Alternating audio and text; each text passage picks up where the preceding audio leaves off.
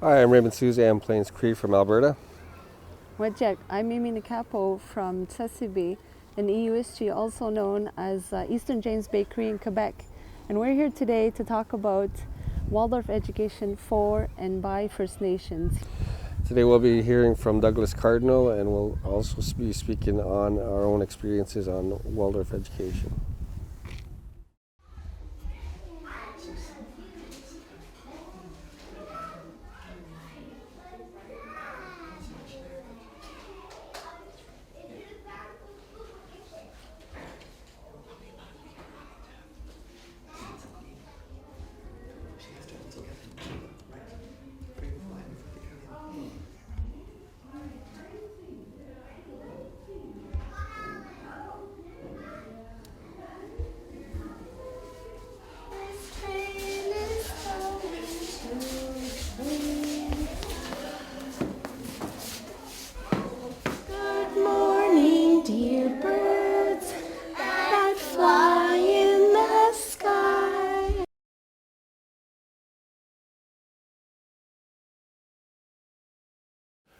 My name is Douglas Cardinal. I'm an architect.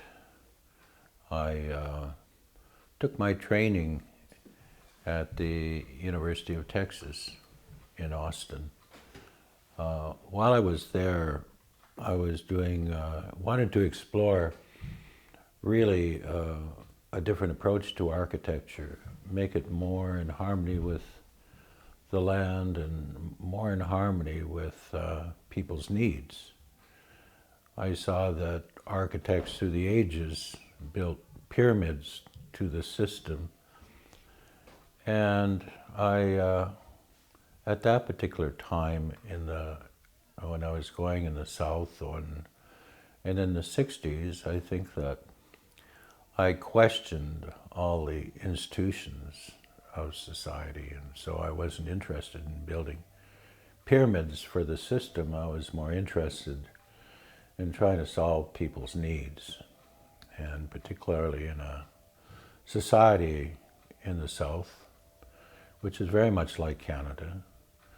It was totally segregated between in the United States, the colored folks and the white folks, and in Canada, it was the First Nations, the Indian nations, and the dominant cultures.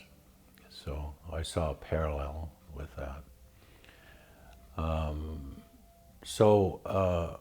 As I was working with my professor, I had a professor from Germany, Hugo Leipziger Pierce was his name, and he was a planner and an architect. And he said, I see where you're going, and I think you would really appreciate an organic approach to architecture, a whole different paradigm. So he introduced me to Rudolf Steiner and his work as an architect and as a philosopher and a planner and an educator. And I was very interested in his work because it was very organic and it grew out of people's needs and people's philosophy and it was more of a spiritual base. So at that time, I was more interested in the kind of architecture that would really sort of grow out of people's needs and particularly respect people. And I was very interested in his approach to education because I think in my education there was never any respect for children. I mean, I grew up in a residential school, and children were, if anything, treated quite terribly, and so I saw the society as a whole, with the adage of spare the rod and spoil the child, and almost a brutality at that particular time to women and children in general. So I saw that the type of education which respected the child and caring and loving and respecting the child and the rhythms of the child was, to me, quite inspirational. It was a real contrast to the kind of education that I had. And that was one of the reasons why I left in Canada, which virtually, when I was growing up, was a British colony. It wasn't really a nation, but it was a very colonial system. And I found my experiences in Texas refreshing because they were not concerned about programming people to be British subjects, but they were interested in developing individuals, almost rugged individuals. It was a very individualistic approach towards education, to concentrate on the individual student. And so with that forum, I was able to discover myself and discover where I wanted to go in architecture. So I felt that was very, very fundamental. And there I developed my own approach to architecture, my own style, and it grew out of my study of Rudolf Steiner's work. When I graduated from architecture, I decided to come back to Canada, to my a place where I was raised in Red Deer, Alberta. And I was had the opportunity of designing a Catholic church for the Archbishop, who wanted to design a church around the new liturgy, around the people, which was what Pope John wanted the church to be, in that framework of actually serving the people better.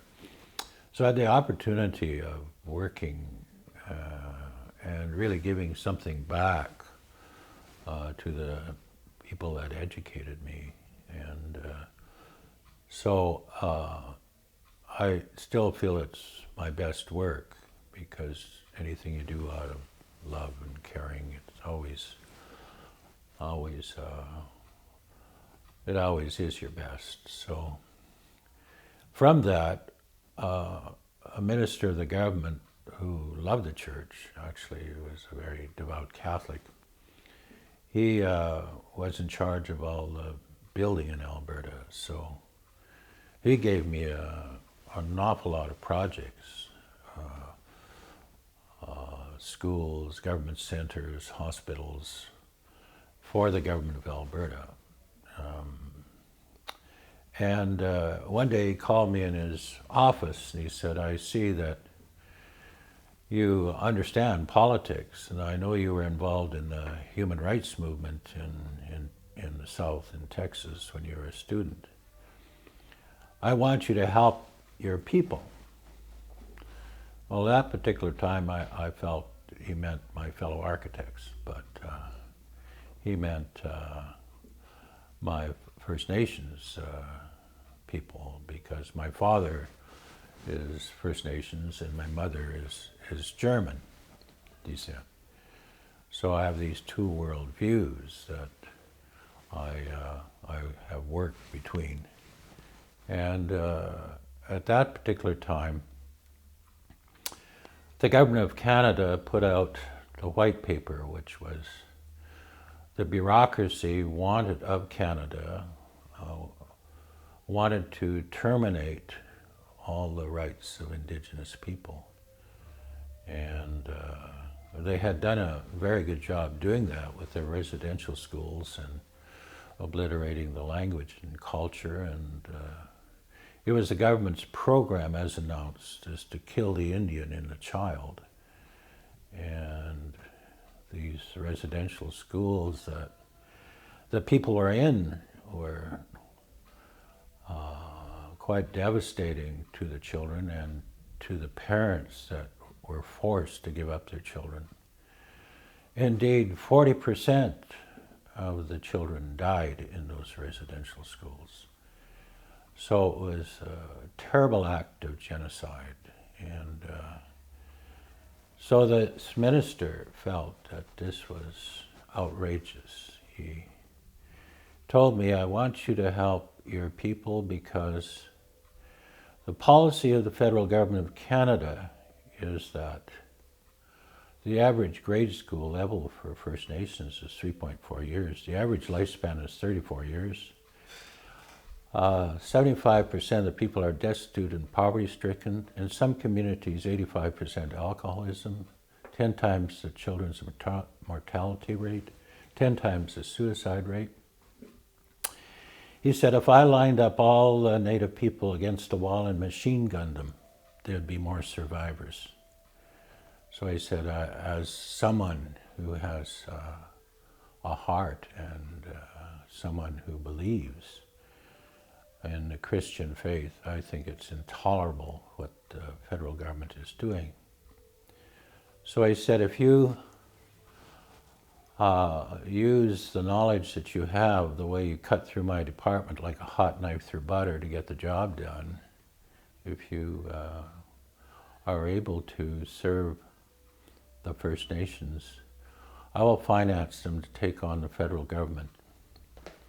So my office became an extension of the Indian Association of Alberta, the Media Association, and the National Indian Brotherhood. First thing we did was tackle the white paper, and I was associated with Harold Cardinal, who is a distant relative, a young leader, and Eugene Steiner, just amazing guy, and Ralph Steiner, who became a lieutenant governor of Alberta later on. But I was associated with some very powerful people in Alberta and some amazing elders like Robert Smallboy and Wayne Rowan, and just amazing people that I had never met before. The only time I learned about my own heritage as of the Blackfoot Nation, the Kainai people of the blood tribe of the Blackfoot Nation, was in the University of Texas, where I took cultural anthropology, and my professor's thesis was on the very tribe my father was from, the very people, the Kainai people. So he taught me an awful lot about the philosophy and values and heritage of the Kainai people. So I had that knowledge from the University of Texas, but I was reintroduced to the people through the minister, Fred Colburn, who had this commitment. So we put out the red paper called Citizens Plus and took on the federal government. And Prime Minister Trudeau at that time and Honorable Chrétien. And the challenge was to get the education into the hands of the people. Now, the Department of Indian Affairs, of course, is to promote this colonization of First Nations and to subjugate them into reserves, like a series of reserves which totally take away their rights. Everything was controlled, of course, by the bureaucracy. It's like a communist state, a total apartheid, which Canada still practices. South Africa actually was modeled after Canada. but South Africa got rid of apartheid. Canada still has apartheid to this day. So anyway, the challenge, what we found, was not to have the dominant culture harm the children the way they have, but to create an entirely new concept of education.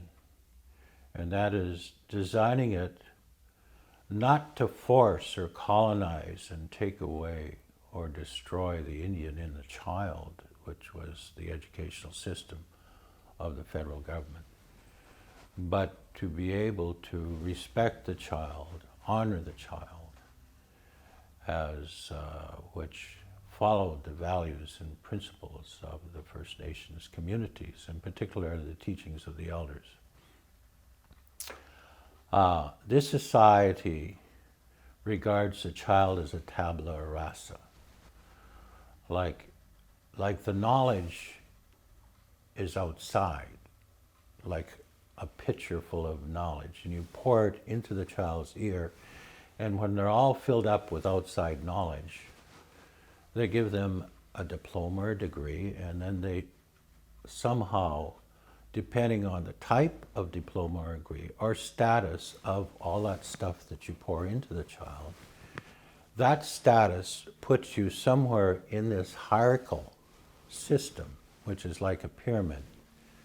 And in that society, only the people at top are noble, God save the Queen, and everybody else falls below that. And so they're all subject to Her Majesty. So they're all subjects. This is a whole concept of the fact that people all have to fit within this pyramid in a good way. And you're programmed by the educational system to do so.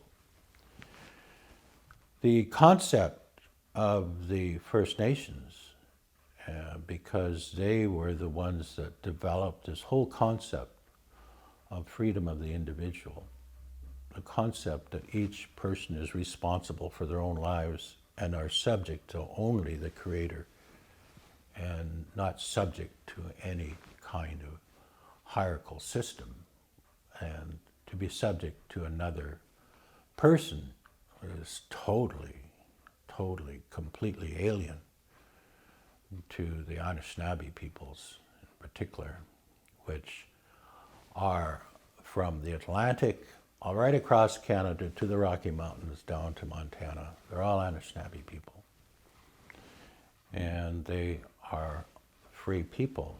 Indeed, their knowledge was transferred to Hiawatha, and the Iroquois developed a great law which really is the foundation of the democratic system of the United States. Benjamin Franklin was the Indian agent for the Iroquois nations, and he saw the European model didn't work for America, so he took the model from the Iroquois nation, the Great Law, and that became the American Constitution. So democracy came from the Anishinaabe people, although they're not living in a democracy right now. They're living in a totally apartheid communist system controlled by the bureaucracy. However, in order to change that, the elders asked me, the 52 chiefs of Alberta, all asked me to come up with a concept for Indian control of Indian education and the kind of education that the First Nations would have for their own people. And we had this very powerful vision, of which I was asked to put it together and present it to the federal government at that time, Honorable Chrétien and Trudeau. And the concept was primarily that the child is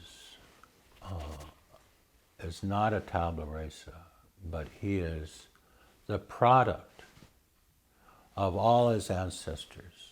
He is the grandchild of all of his grandfathers and grandmothers. Within him is all his ancestors. So he has within him the knowledge of all the past. And he is the grandfather, and she is the grandmother of all the future generations. So within that individual is the past, present, and future. And so he has, and she has, an innate knowledge within himself, almost like species learn. And he already knows, or she already knows, who he is as a child. And to accept other knowledge from outside he has to evaluate it and see if it's relevant to his own individual path. Each child has their own individual path. And they have to be responsible for their own individual path, because they have to be responsible to all their lineage, their ancestors, and be responsible for all the lineage after them. So everything they do is a spiritual act, and it's one of responsibility. It's not one like the dominant culture where everybody's totally irresponsible and they have to rely on the church or the state to have direction. No. You rely on your own individual self and your own judgment based on the knowledge within you, because that spirit within you has that connection in the past, present, and future. So that is the basis of the elders' direction, is for me to work with the chiefs and put together a whole concept of education. And I assisted the chiefs to work and negotiate with the federal government to make that policy happen. And that was in the 60s. In the 70s, Honorable Chrétien announced a policy of Indian control of Indian education. The problem has come in while, although it's Indian control of Indian education was the concept. In fact, even though the Department of Indian Affairs, who wanted to promote the colonial system, continually carried that out, the old way of carrying it out, we were able to set a precedent by actually coming into a community and developing the first school run by and followed the Indian traditions and the teachings of the elders, which then became a national precedent. So at least Trudeau and Chrétien were able to listen and understand and had the heart to change things. But the bureaucracy has continually tried to undermine that. So today, it started off as Indian control of Indian education in the 70s, but through the Department of Indian Affairs, we have Indian control of white man's education, which is that same nonsensical pyramidal programming that has no relationship to the values and principles of the First Nations peoples or the direction of their elders. So the challenge is coming in now today of trying to get back to the original principles of respecting the child and developing a concept of education oriented around the child's needs, around the child's rhythms, and teaching the child to be responsible, to follow his own talents, his own path and then direction. And I believe that the system of Waldorf education does that and also it is open then to bring in the languages, the teachings of the elders and the thousands of years of knowledge and traditions of living in harmony with the land, in harmony with each other, because their whole concept of teaching is teaching a child that we're all connected.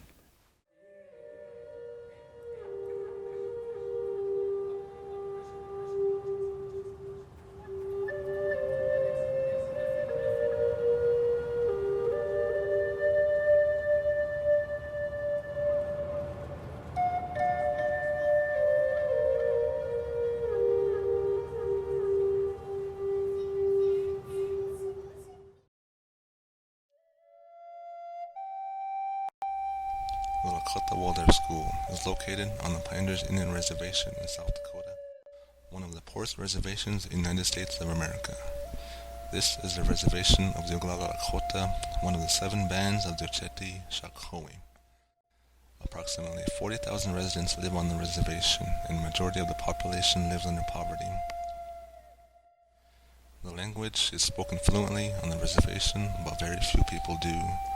Most of the fluent speakers are elderly, and rarely any young person speaks it fluently. The Lakota Waldorf School was founded in 1983 by Lakota parents seeking an education alternative for their children in which traditional Lakota values could be incorporated. It is very important for the teachers to teach and speak in Lakota. This way the children will dive into the language in a very early age. Our school is located in the middle of the reservation, just 8 miles south of Cal, South Dakota, in a remote area where there are very few noises for the vehicles or any other distractions. It is an ideal location for the children, where they can focus on learning and find a peace and quiet environment. Currently, our school has a kindergarten grade, and this year we incorporated first grade and hope to expand in the near future for the ongoing Waldorf education for the Lakota children in our effort to revive the Lakota language.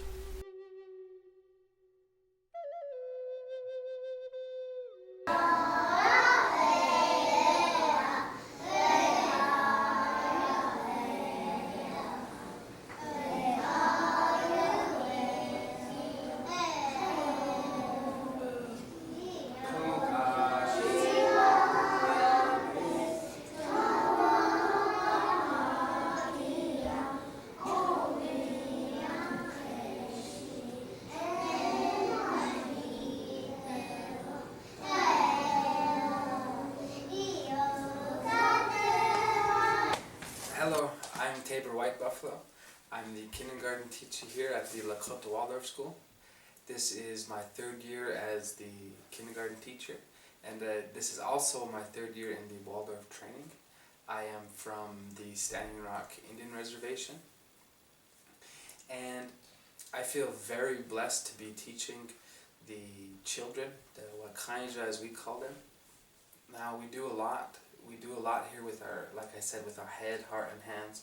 For example, we paint, we draw, we bead with the children, and we also do play Lakota games. One of the main games we do play is called the Hampa Prechunti, or in English, hand game.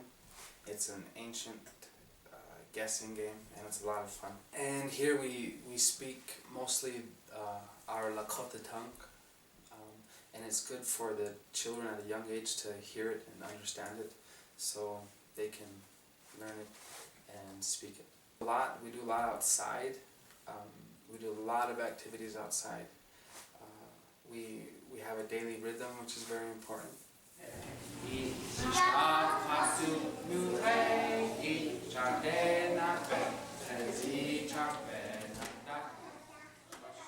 I really like the Waldorf method because of the similarities it has with our Lakota culture, especially with head, heart, and hands, and that's the philosophy we follow with the Waldorf pedagogy, and it's also the traditional way of raising our children in our Lakota culture. our main focus here is to bring back our Lakota culture and language.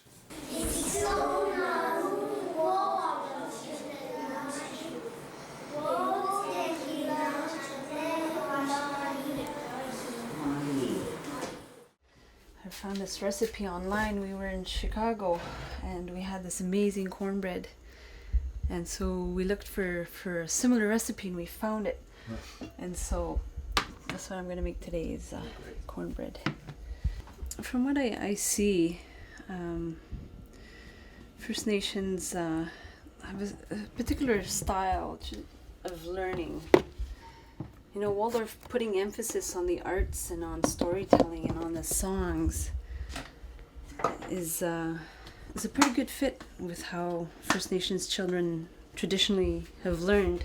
When I grew up, I'd be watching my aunts do things, or my dad, my mom, you know, I was always told to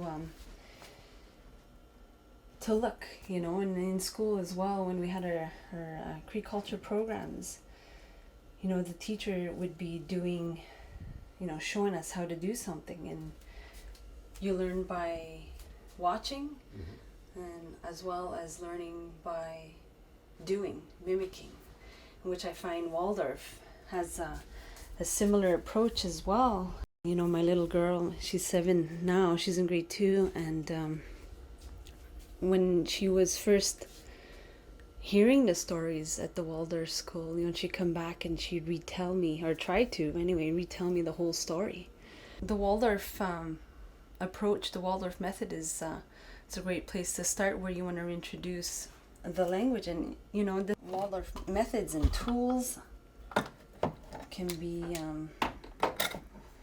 relevant. I heard this once that this man who had lost his language but still practiced his own culture and still saw, you know, his world in a particular way. He said that when that language is lost, there's a certain silence. There's something that's missing. You know, when you try to talk about your surroundings, about your people, about your land, you know, about the place you grew up, there's a certain silence. Language is a big part of knowing who you are as a First Nations person, as a Cree person. You know, I'm afraid that, you know, the language will really take a beating more than it has recently. You know, and we're still fortunate enough that we still have a big piece of our language, you know, that we still have the culture encapsulated within the language. Having kids memorize lists based on English or French, I don't see that as beneficial to them, because kids have to relate to what they're learning. You know, when they can relate to what they're learning, you know, based from Cree values, Cree traditions, and you know, and this can be for any First Nations or any Aboriginal community. Something happens when they can relate to what they're learning. You know, they're able to absorb it and make it their own, and know themselves from that. I do believe that the language is an instrumental part in our way of being. You know, it doesn't matter if the way we think shapes language, or language shapes us in the way we think. But the thing that I found out for myself is that language is very important. Language is the rock and the foundation of that culture. I mean, children are sponges, okay? But with Waldorf, I think it's a tool to kind of bring a certain way of teaching that works, that fits with already the worldview or learning styles of First Nations children or Aboriginal children. My name is Raymond Soosay. I'm Cree from Western Canada, Alberta. I've been in Ottawa for the last 11 years. Since being in Ottawa, I work with a class action lawsuit with Indian residential schools. I think working in that environment, it really opened my eyes to the realities of what that really was. it's given me a greater understanding and a greater respect of what had happened at the residential schools. I think there are a number of impacts that that I grew up with, not truly understanding what a lot of these impacts were, and not really totally understanding why things were the way they were. And I remember my grandmother telling me, when you know who you are and where you come from, you're on the right track. And never knowing what that was, but knowing that message really stayed with me for the number of years. And with that, there was a lot of things around me that I questioned. My experiences within academia, growing up in school, and the racism had such a huge impact with me. And seeing it and experiencing it at such a young age, it definitely left a lasting impression. My experiences in the educational system growing up were not the greatest. You've seen a lot of the racism. You've seen a lot of the segregation within the school systems as you grow up. You become you define that as you grow older, as you learn to understand what that really is. My appreciation to the Waldorf system is watching my own kids go through that system and to see the connection that they're making with education, with reading, with singing, and in their interactions with their peers. There was always that fear, watching your kids go off in the morning, and fearing, what's going to happen.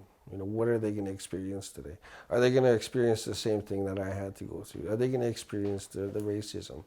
There are a lot of the fears, a lot of the what ifs, and I think the beauty in it is seeing that there has been a connection with my kids, with their peers. You see that interaction, the positive interaction that they're having with their peers, and seeing my daughters come home and speak in not only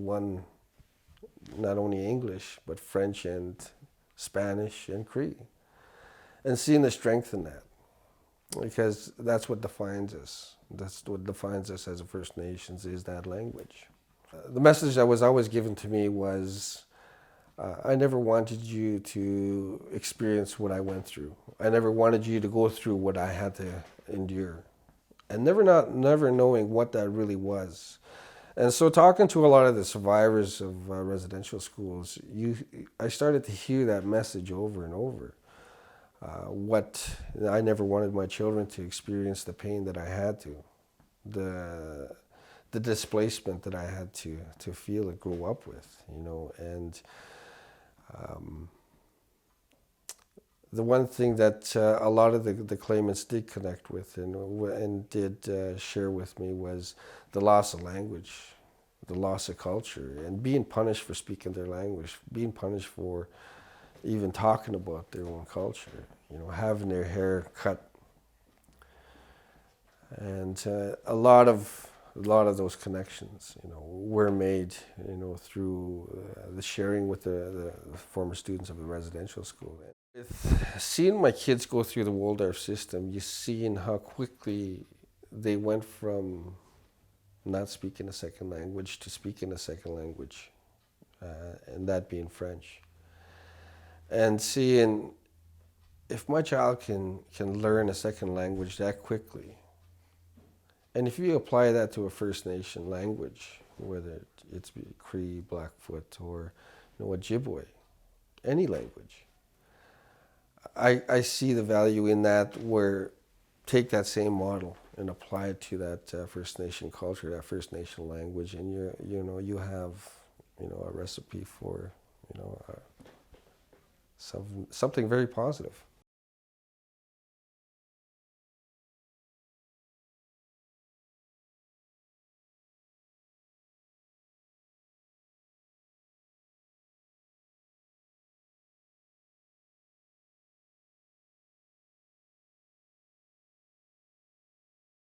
We're all connected to each other.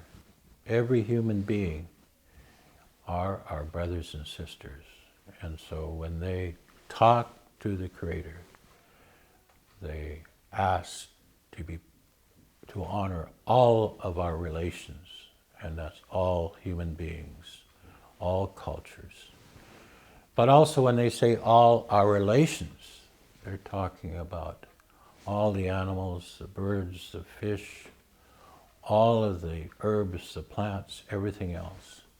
Because the spirit that goes through us is tied to all life and all living things. Because when they came here after the last ice age, they developed a symbiotic relationship with nature. A relationship where they were totally biologically altered to suit and fit within the environment. And the environment itself, all the trees, herbs, animals, all were adjusted and changed to work in harmony with the people. And so before contact, this was a veritable Garden of Eden where everything was in harmony and people could always give back more than they took from their environment. So that's why it was so lush and beautiful. It was always in balance. And some of these communities still practice that. Some of these communities still have that knowledge, and it's so amazing to be able to talk to them and work with them. They know every species on their territory, and they know how to conduct themselves in a way to live in harmony with every species. When they plan, they don't plan for the future of people, or like us, only plan for our generation and not even give a damn about what happened to the next generation and leave a mountain of pollution and destroy the environment itself because of out of the greediness of our generation. No, they plan for 7 generations, because if you are planning to take anything from nature without giving it back, you're not living in balance, because your future generation will suffer for your mistake of not living in harmony with the land. We're already finding that we're suffering because we're not living in harmony with the land. We're already finding that we're destroying the waters and the herbs and the forests, and we're creating global warming and all these problems because of our greed and our lack of caring and our lack of love.